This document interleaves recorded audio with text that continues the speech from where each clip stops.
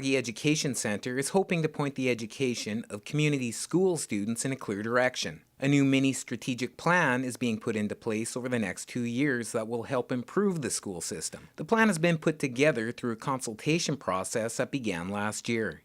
It involved the questionnaire that was given out to staff and parents of students in community schools. It asks the stakeholders to tell us how to change it, what's not working, what needs to get better, and what are their ideas, because often families know their children and they know what they need.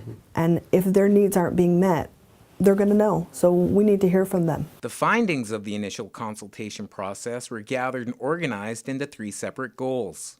The first goal is to strengthen the curriculum through a cultural perspective. The second is to build more partnerships between schools and the community. And the third is to improve the governance of the school system.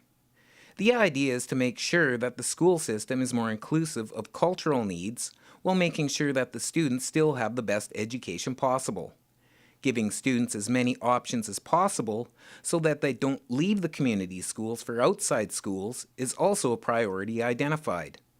Right now, about 65% of children in Kahnawake go to schools in the community.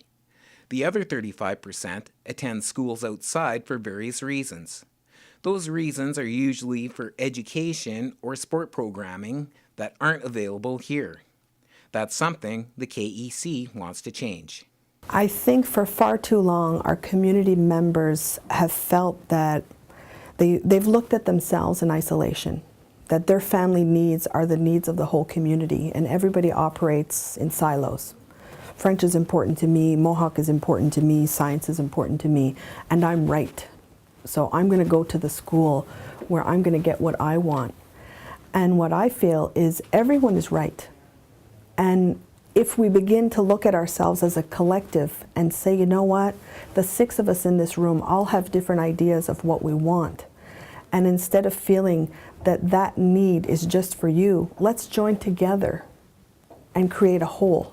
So that's where we come to this concept of no compromise. I want it all. Why can't I want it all? Why can't we have it all? You know, why can't we satisfy everybody in the room? Through the consultation process, much of the input gathered found that most people wanted to have a more culturally relevant curriculum and more community involvement. Interim Director Robin Delaronde says that they were not surprised by what they found.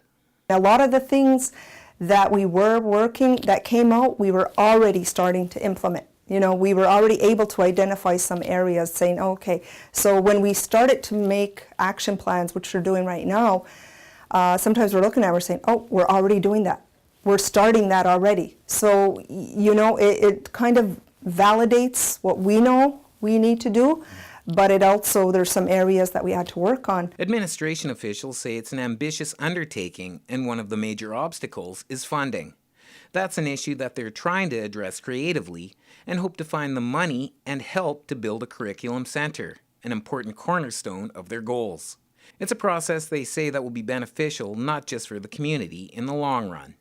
I think that if we turn our schools into Haudenosaunee schools that teach topics where you can be whatever you want to be, we're going to create a school that's not only leading Indigenous communities, but I think that even Western communities are going to look and say, there's the wisdom of Indigenous people alive in those schools. Officials say that the changes won't happen overnight, but rather gradually over the next 2 years.